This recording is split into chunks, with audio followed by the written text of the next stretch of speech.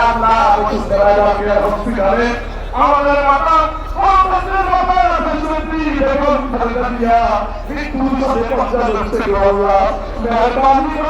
আমাদের মাকে সুস্থ করে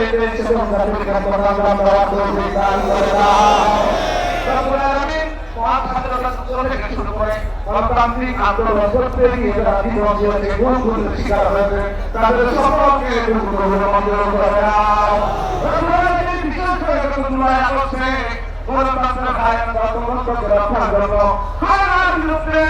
সুস্থ করতে গিয়ে রাষ্ট্রপতি যারা সাজা পান নিজের জীবনকে লুকিয়ে দিয়েছে আল্লাহ তাদের সকলকে তুমি করে না।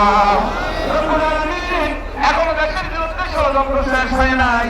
গত 12 তারিখে আমাদের জুলাই হানির উপর তারা ষড়যন্ত্র করে আল্লাহ দেশকে অস্থিতিশীল করার জন্য হানিকে পর্যন্ত হত্যা করেছে।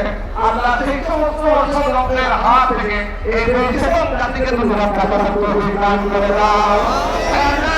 আগামী 5 ফেব্রুয়ারি বাংলাদেশে যে জাতীয় নির্বাচন হবে, বাংলাদেশ জাতীয়তাবাদী দলের নেতৃত্বে